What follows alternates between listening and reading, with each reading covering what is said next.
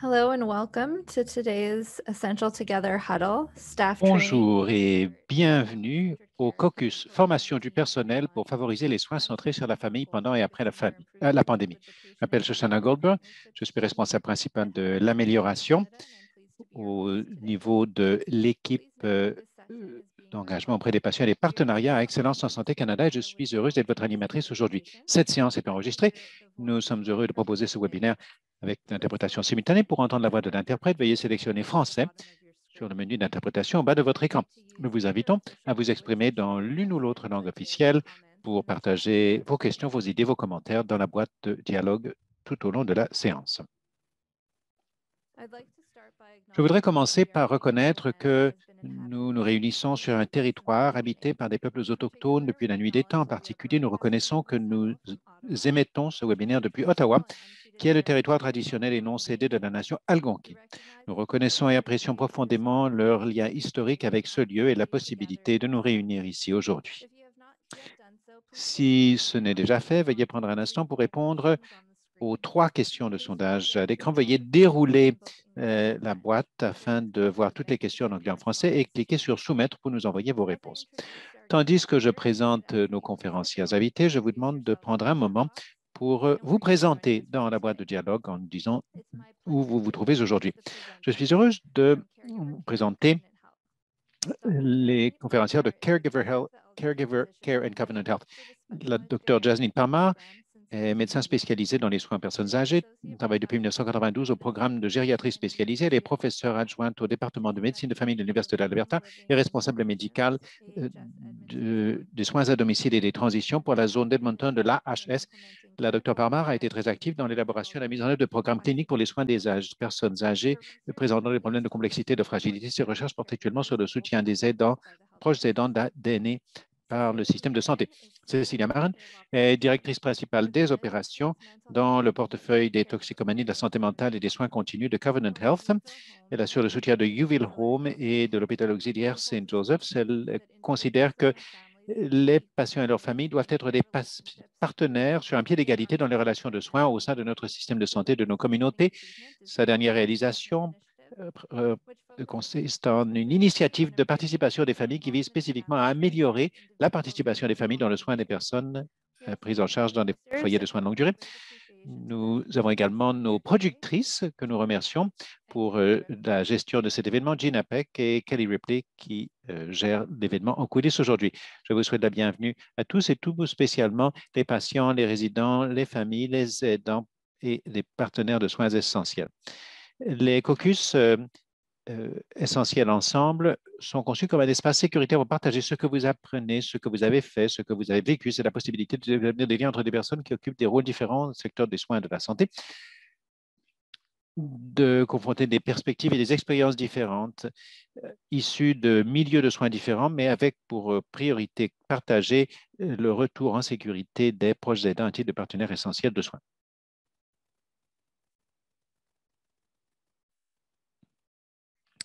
Excellence en Santé Canada est l'organisation nouvellement fusionnée qui réunit la Fondation canadienne pour l'amélioration des services de santé et l'Institut canadien pour la sécurité des patients, avec pour priorité d'améliorer les soins de santé avec et pour tous au Canada. Pendant cette séance, je vais rapidement exposer le programme Essentiel Ensemble. Vous en saurez plus sur la création des cours de Caregivers, la façon dont ils favorisent la réintégration sur des partenaires de soins essentiels pendant et après la pandémie. Et ce webinaire est la possibilité d'apprendre ce qui se passe un peu partout au Canada et de partager et d'apprendre au contact les uns des autres. Qu'est-ce qu'Essentiel Ensemble? Essentiel Ensemble est un programme qui a été mis au point en réponse à ce qui se produit pendant l'époque de la COVID-19, mais cela a des conséquences bien au-delà de la pandémie. Il s'agit de soutenir la réintégration sur des partenaires de soins dans les milieux de santé pendant cette époque de pandémie et au-delà. Ce programme a 3 groupes cibles, les personnes qui élaborent les politiques, celles qui appliquent les politiques et celles qui sont visées par les politiques. Ces caucus pan-canadiens visent notamment des actions en mesure de mettre en œuvre les orientations au plan des politiques. Nous utilisons le terme partenaire de soins essentiels, mais nous savons qu'il y a différents termes qui sont utilisés partout au pays, aidants désignés, partenaires de soins désignés, visiteurs essentiels, etc. Alors, comment pouvons-nous réintégrer en sécurité les partenaires de soins essentiels? L'été dernier, nous avons organisé un laboratoire de politique qui a permis à toute une gamme de parties prenantes, responsables de l'élaboration des politiques, leaders administrateurs des soins de santé, patients aidants, proches aidants, de conjuguer leurs perspectives afin de comprendre le parcours idéal pour la réintégration sur des aidants dans les établissements de santé. En fonction de cette schématisation, nous avons coélaboré des orientations en matière de politique qui portent sur deux domaines principaux, l'identification et la préparation des partenaires de soins essentiels et l'admission au sein de l'établissement. Ces orientations en matière de politique comportent 7 éléments et aujourd'hui, nous en apprenons davantage au sujet de l'élément important de la mise en place de formation pour le personnel, c'est-à-dire afin que le personnel puisse se sentir à l'aise pour soutenir les patients, les résidents, les clients et les personnes identifiées et désignées comme étant importantes pour participer dans leurs soins ensemble. Les caucus pan-canadiens vont porter sur différents éléments au cours des semaines à venir. Au cœur des orientations en matière de politique et du programme Essentiels Ensemble, il y a 3 principes de base. Reconnaître la valeur des proches aidants comme partenaires de soins essentiels. Ensuite, distinguer les visiteurs des proches aidants qui sont des partenaires de soins essentiels et veiller à ce que les patients, les familles et les proches aidants participent à l'élaboration des politiques sur les visiteurs et les politiques de soins essentiels. En tant que programme, nous voulons que les organisations de santé et de soins s'engagent à répondre à l'appel à l'action. Un outil essentiel ensemble soutient les réflexions sur les 7 éléments clés d'orientation en matière de politique. Nous avons des programmes d'apprentissage pour chaque élément des orientations avec des ressources sélectionnées et des outils et un apprentissage entre les pairs grâce à ces caucus. Et également en place, nous offrons un coaching supplémentaire pour les équipes en vue de soutenir la mise en œuvre. Avant de donner la parole à Jasneet et Cecilia, nous allons rapidement jeter un coup d'œil aux résultats du sondage.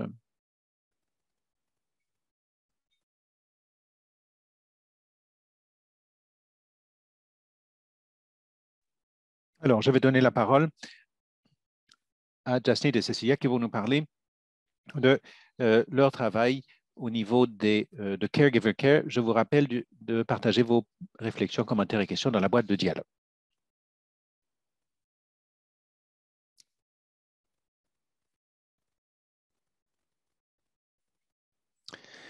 Merci, Shoshana. Alors, commençons.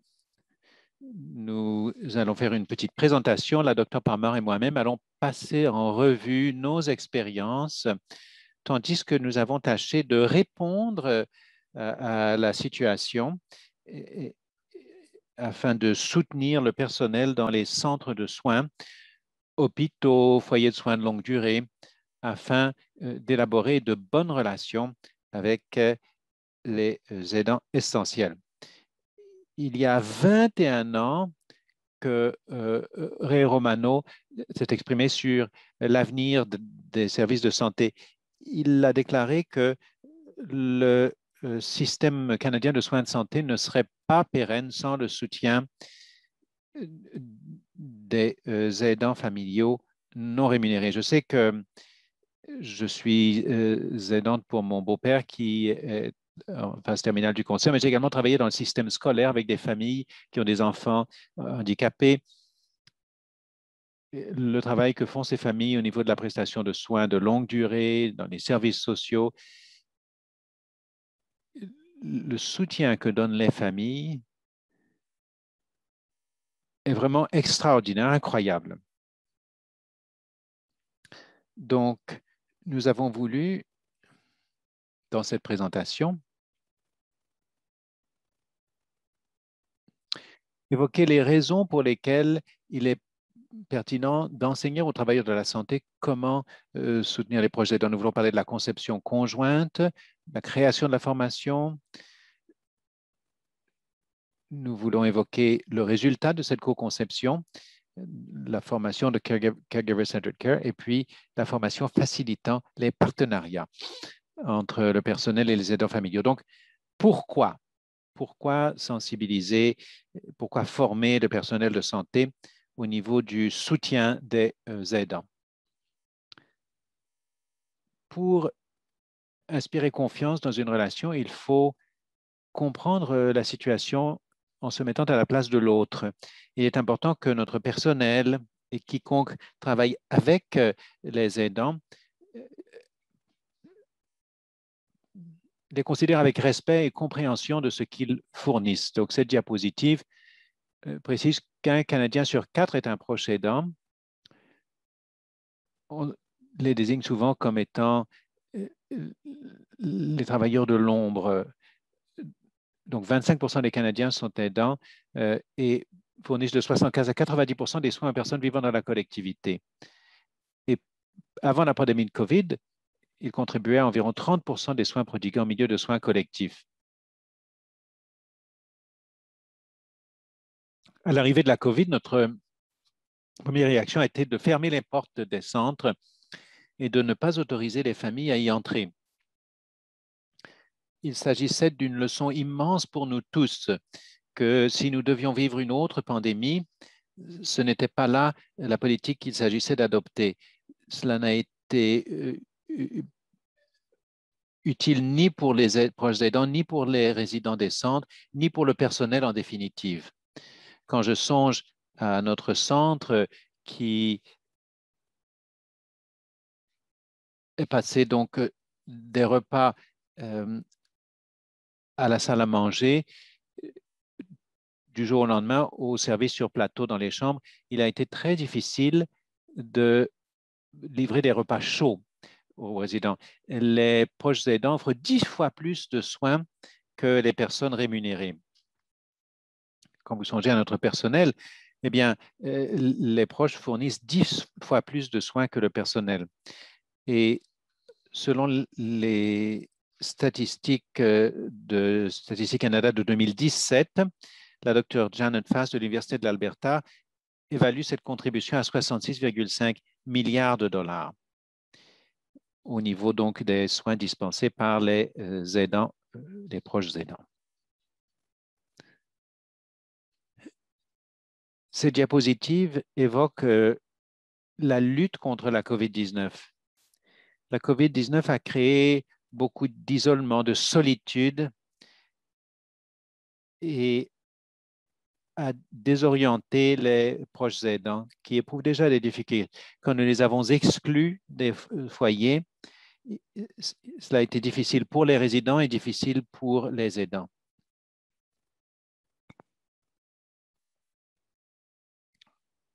Au début, il est peut-être apparu que nous dévalorisions la position des proches aidants, mais en définitive, on assiste à une reconnaissance de l'importance des aidants personnels. Comme la docteure Palmer va vous le dire, cette initiative a commencé parce qu'elle et la docteure Jana Holyrood-Leduc, la docteure Leslie Charles, médecin spécialisé dans les soins des personnes âgées, et la docteure Suzette Bremo-Phillips, ergothérapeute, qui travaillait à la réduction de l'utilisation des antipsychotiques dans les maisons de soins de longue durée en Alberta, étaient conscients de la montée du stress et de l'anxiété chez les proches aidants avec lesquels ils avaient des contacts, reconnaissaient que nous devions tous faire quelque chose pour développer cette relation entre les aidants et les personnes travaillant dans les soins de santé.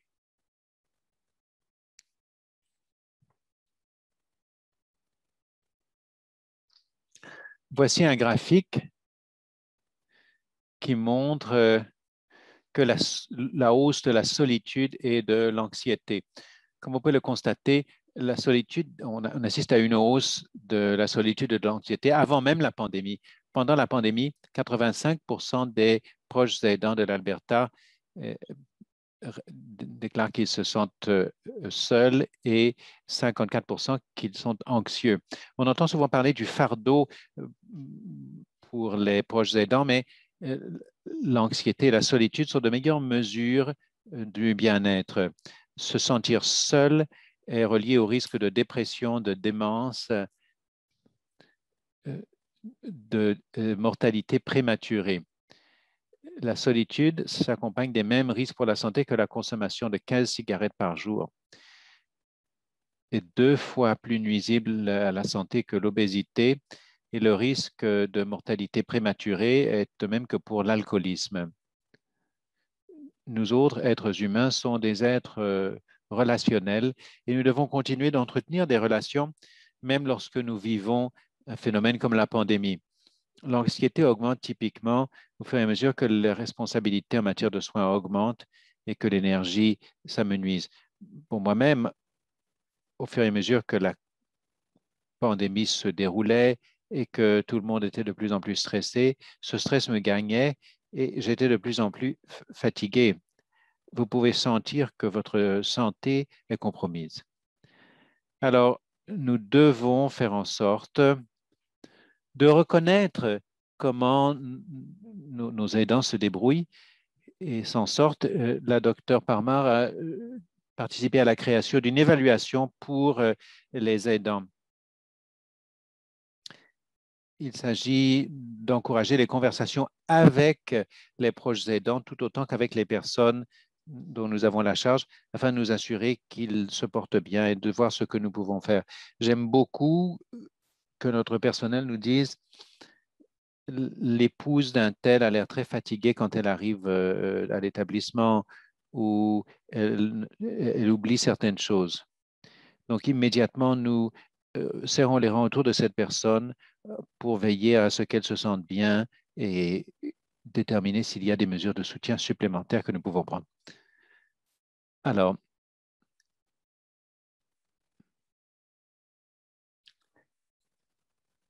la formation de notre personnel.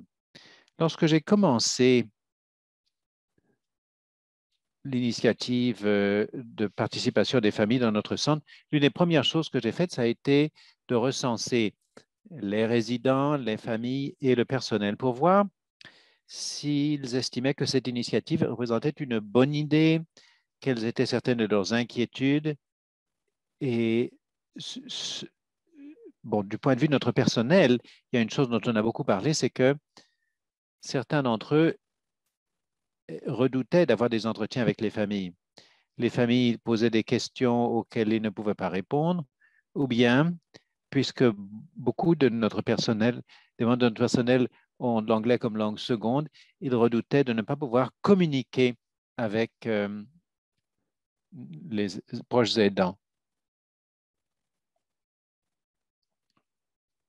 Donc, quand vous envisagez la co-conception, la conception conjointe, il s'agit de faire en sorte que toutes les parties prenantes puissent faire entendre leur voix afin que le résultat leur convienne. La docteure Parmar et son équipe ont fait un très bon travail de synthèse des rétroactions du personnel, de toutes sortes d'aidants, des personnes qui travaillent avec les aînés, avec les enfants, d'autres professionnels dans la communauté, d'autres personnes qui fournissent une sensibilisation, des associations professionnelles qui soutiennent les soins infirmiers ou les responsables de santé alliés afin d'obtenir des mesures de formation qui soutiendraient le personnel afin que ce dernier puisse entretenir de meilleures relations avec nos aidants et puisse soutenir ceux-ci, quel que soit l'environnement dans lequel ils travaillent. Je donne la parole à la docteure Parma. Merci beaucoup. Je vous prie de m'excuser d'avance si vous entendez du bruit. Des travaux sont en cours dans mon quartier, mais j'espère que nous aurons un répit. Je voudrais remercier Cécilia pour son rôle extrêmement précieux dans le projet que nous allons évoquer. Et je voudrais reconnaître Hernanda Singh, qui est coordonnatrice des soins. Elle est en ligne. Elle est vraiment le vent qui a permis à cette initiative de prendre son essor. Et merci, Shoshana, de nous avoir donné la possibilité de prendre la parole à cet événement qui, je me plais à le croire, représente un grand moment, s'inscrit dans un grand moment dans la vie des proches aidants. J'espère, avec vos objectifs, avec tout ce que nous essayons de réaliser dans les diverses provinces, j'espère que nous allons faire une véritable différence dans l'avenir pour soutenir les aidants familiaux des personnes de tous âges.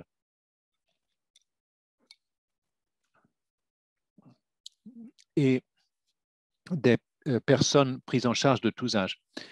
Ce travail a commencé en 2014 Dès le début, nous avons utilisé un processus de conception conjointe. Depuis 7 ans, nous avons mis en œuvre des consultations avec plus de 400 parties prenantes issues de nombreux milieux qui ont participé à ce travail. Pour les quelques premières années, nous ne savions pas du tout ce qui se passerait. Par exemple, nous ne savions pas quel devait être le rôle des services de santé pour soutenir les aidants, les proches aidants à l'époque. Nous nous disions, nos pensées étaient surtout, nos réflexions étaient surtout axées sur les patients et les familles étaient un moyen plutôt qu'un but. C'était la société qui devait soutenir les proches aidants. Mais dès les premières consultations, c'était des méga consultations avec plus de 120 personnes pour chacune, nous a permis d'entendre que nous avions raté une occasion dans notre système de soutenir les aidants personnels et que au nombre des voix que nous entendions, beaucoup de proches aidants dans les interactions avec le système de santé, nous en sommes venus à le comprendre, ne se sentaient pas soutenus. Le système de santé ne donnait pas aux proches aidants l'impression d'être soutenus puisqu'ils se concentraient sur les soins aux patients.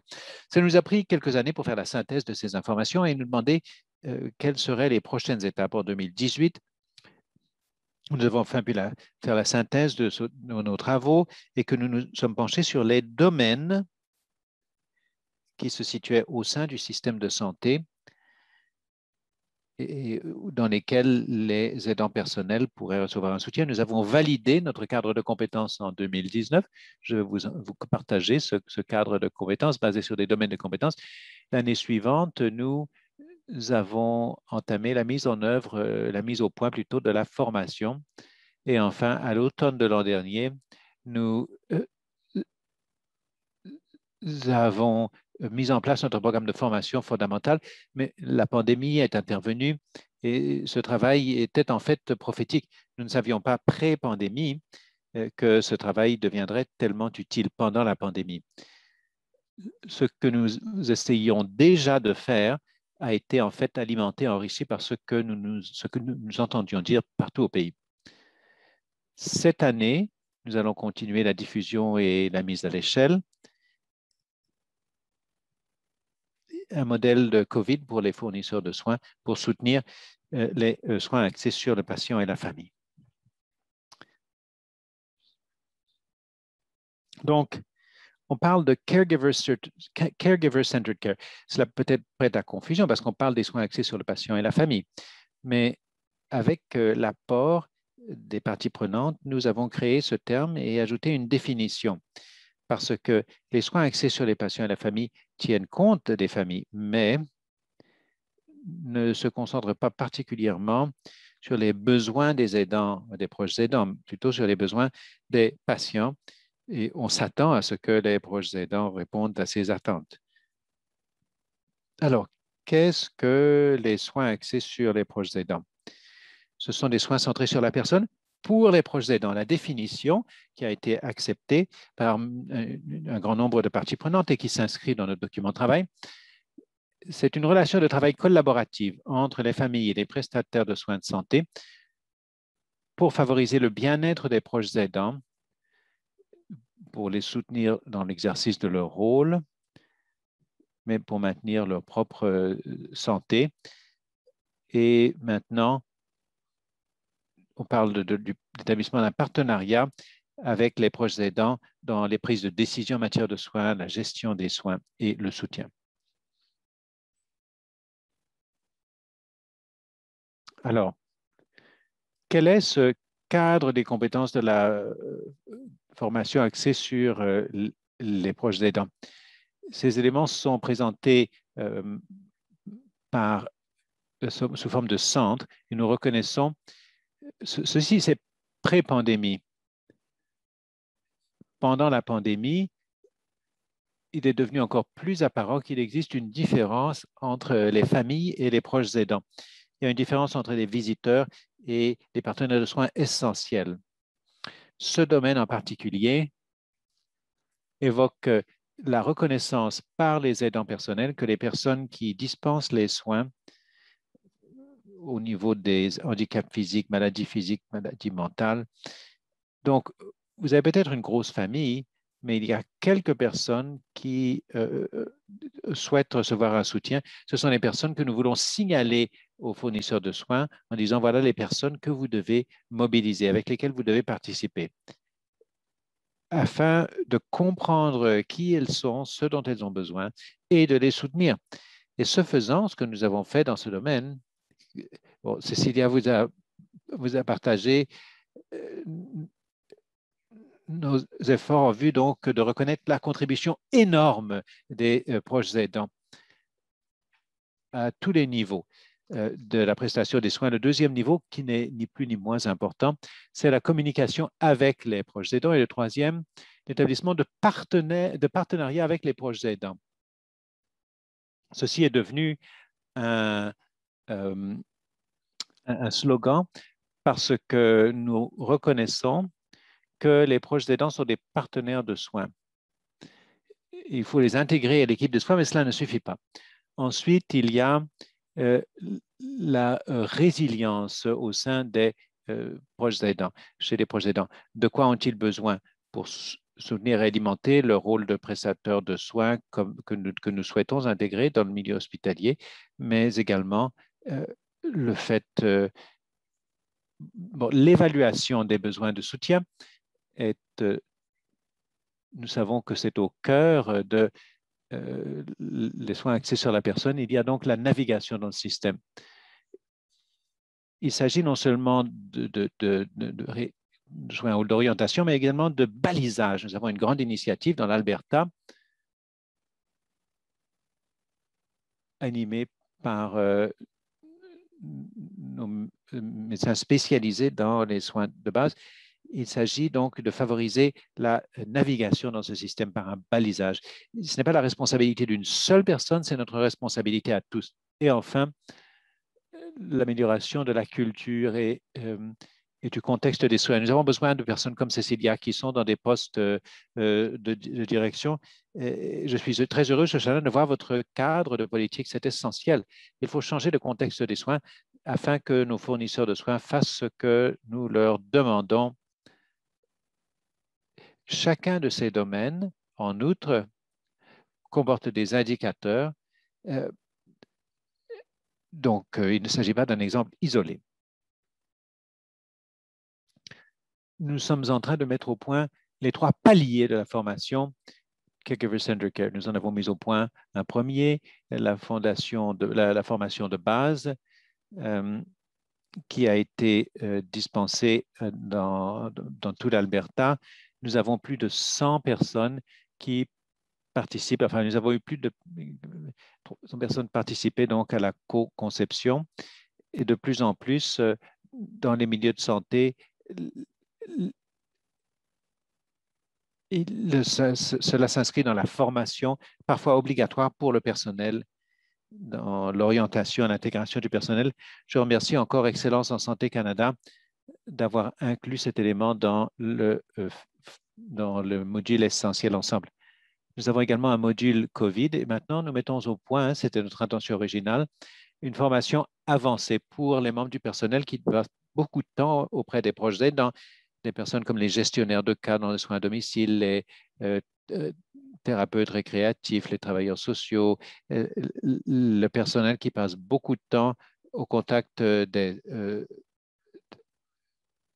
qui passe beaucoup de temps auprès des proches aidants, par exemple, qui ont en charge des personnes ayant des maladies mentales, ainsi que les gestionnaires. Cette formation sera plus étendue et tiendra compte de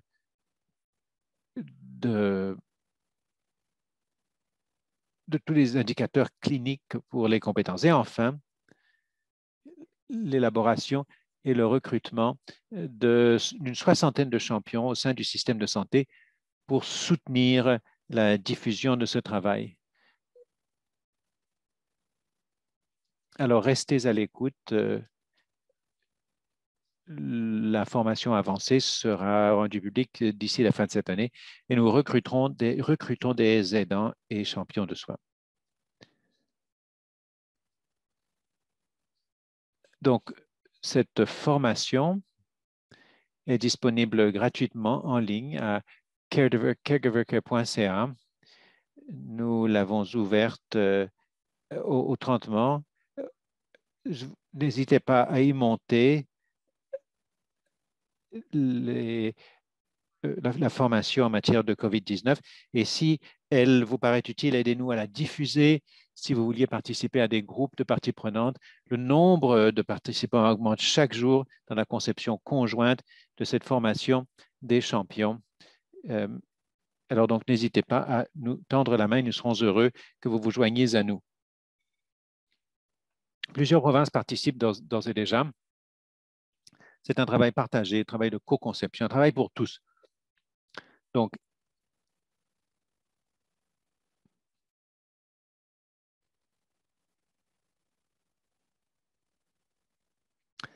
je vais à présent donner la parole à Cecilia Marion qui va prendre quelques minutes pour décrire la formation et la pratique. Comment se fait-il que ces partenariats se nouent dans les soins de longue durée et dans les soins à domicile?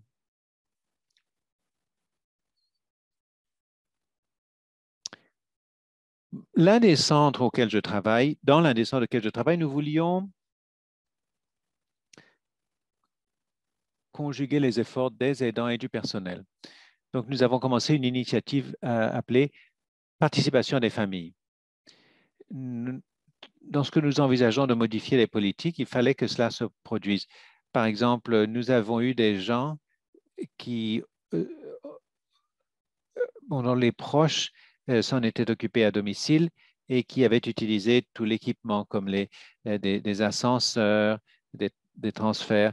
Et puis, dès que leur proche est mis en centre de santé, ils ne sont plus autorisés. Il ne s'agissait pas des ascenseurs, mais des levages. Et donc, il s'agit d'une gestion des risques. Il y avait des risques pour le personnel, risques pour le proche. Comment est-ce qu'on va limiter cela? Donc, il y a une chose qu'on a faite pour nos aidants, ça a été la manière dont nous avons changé la politique afin de permettre aux aidants de faire partie de l'utilisation de l'équipement. Et nous avons fourni cette même formation aux proches aidants, tout comme nous l'avions fait pour notre personnel. Et puis ensuite, nous avions donc des macarons avec la communication qui permettaient au personnel de voir que la personne qui l'apportait était formée, était capable de réaliser un certain nombre d'activités de caisse dans notre environnement. Ils avaient toujours été capables de le faire, bien sûr, mais là, c'était dans notre environnement. Et la même chose pour notre personnel. Donc, nous devions fournir une formation à notre personnel au niveau de la communication avec les familles. Et voilà certains des éléments que vous allez constater dans les modules dont Jasmine a parlé. Il s'agit de communiquer. Il faut prendre le temps d'entendre ce qui se passe réellement et puis, à partir de cette information, de le soutenir de la meilleure façon possible dans le cadre d'un partenariat afin d'assurer que de part et d'autre, l'on se sente à l'aise, confiant dans leur concentration sur l'objectif auquel ils souhaitent parvenir.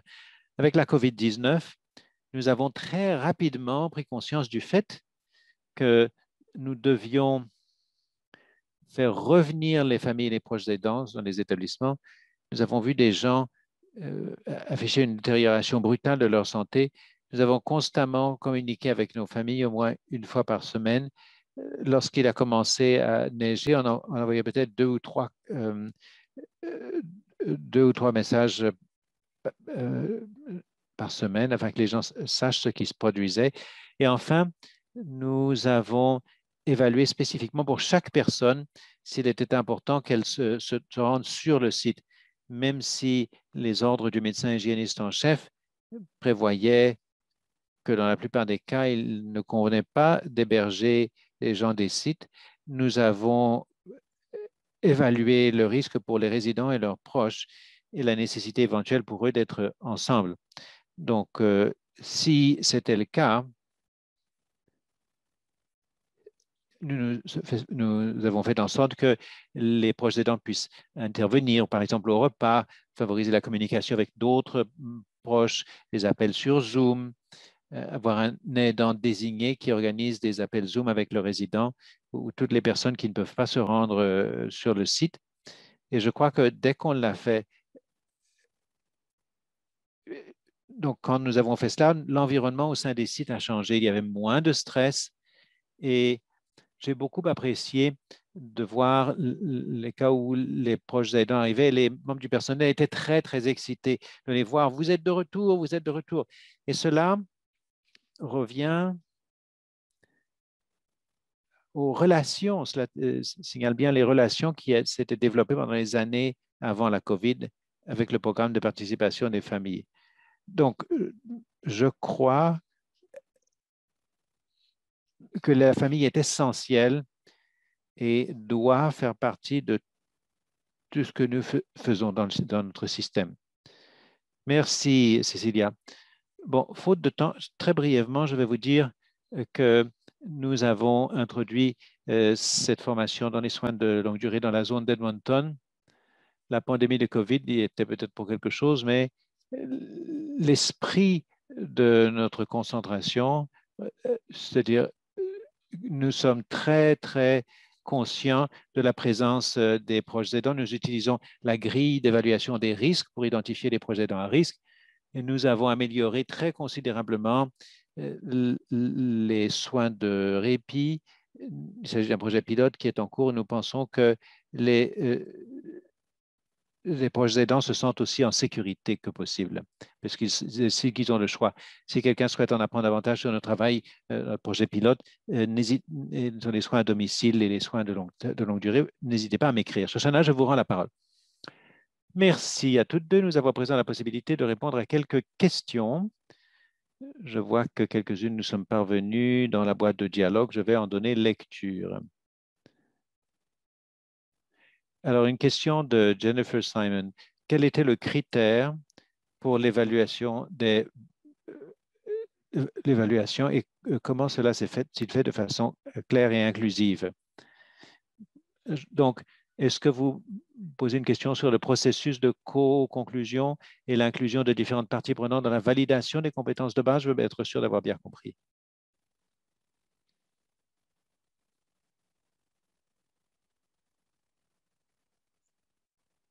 Et si c'est le cas, oui, nous avons veillé à ce qu'il y ait une représentation de toutes les parties prenantes clés.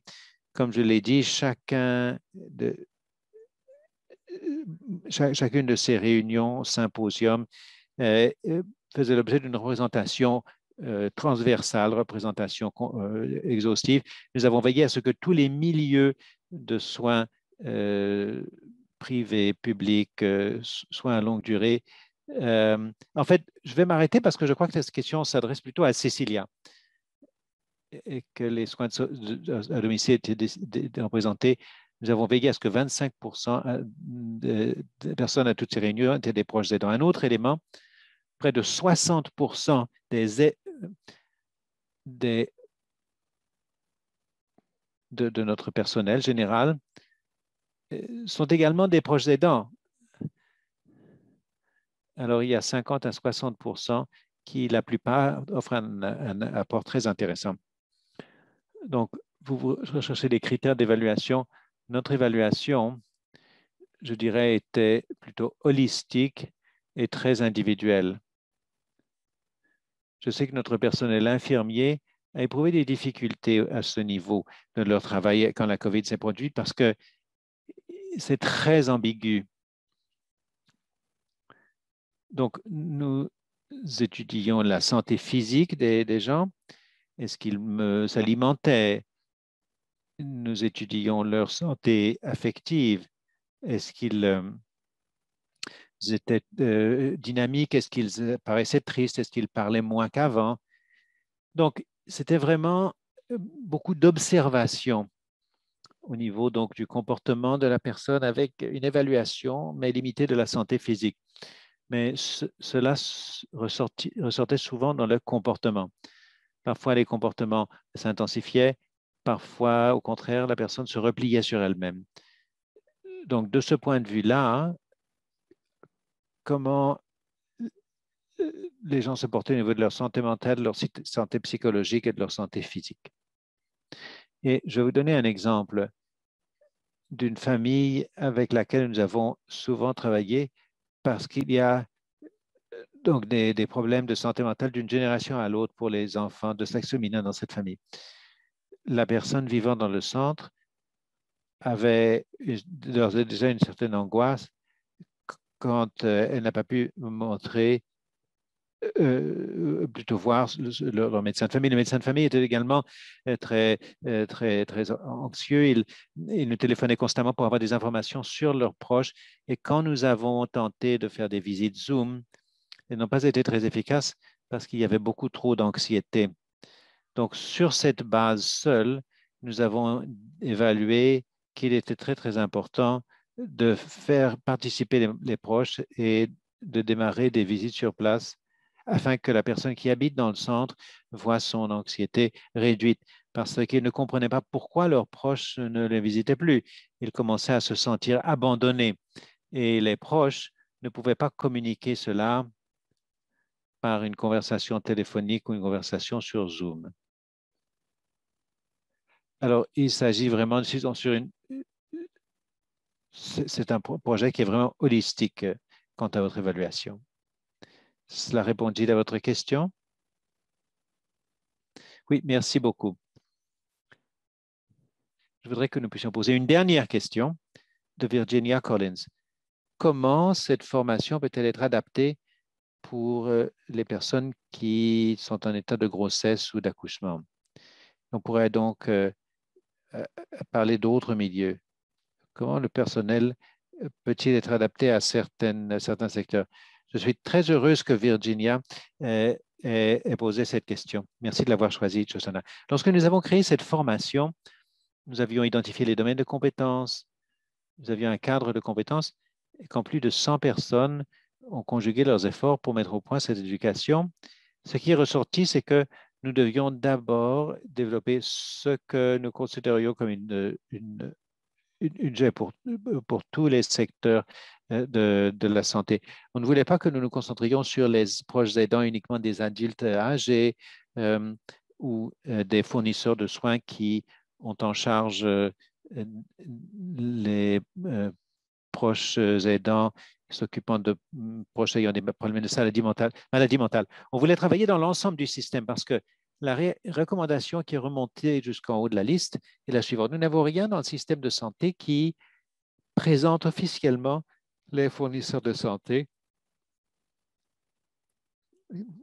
qui présente aux professionnels de santé même le terme de proche aidant. On a donc pris un an pour produire quelque chose qui, tout le monde en convenait, ce serait une base pour tout fournisseur de soins de santé. Ça pouvait être quiconque pourrait prendre et absorber les compétences qui étaient tellement importantes. Pendant les interactions, donc, ce terme était plutôt rare. Donc, nous prenons les domaines de compétences, le cadre, et nous prenons donc la formation en ligne, quoi qu'elle soit centrée sur une situation particulière, vous allez vous faire une idée. Les professionnels de la santé vont prendre cette normalisation, comprendre l'importance du domaine et tirer les leçons clés dans chaque domaine. Donc, il y a en fait 6 vidéos. But they're all interconnected and any healthcare provider can take it. And that's exactly what's happened with our CLPNA, which is the professional organization for LPNs, and now for the HCAs, the healthcare attendants in Alberta. It's gone onto the website for any HCA to take it, for any LPN to take it. And similarly, it's been absorbed into the curricula of occupational therapists, medical students, etc. Thank you, Virginia. Appreciate your comment. Thank you both for again for speaking, and in closing today, I'd just like to say that everyone should consider registering for Essential Together. There are opportunities for coaching. We've also started a Yammer channel, and we have some upcoming Essential Together huddles. reach out to us if you haven't received an invitation to the Yammer channel and are interested. Si vous n'avez pas reçu une invitation que le canal Yammer et que vous êtes intéressé, encore une fois, merci à la Dr Parmar et à Cécilia pour leur excellente présentation. Merci à tout le personnel de SC, aux interprètes qui travaillent en coulisses. Et bien entendu, merci à vous, notre auditoire, d'avoir été des nôtres. Prenez un moment, s'il vous plaît, pour répondre à un bref questionnaire qui va s'afficher dans un instant. Voilà qui conclut notre webinaire. Au revoir.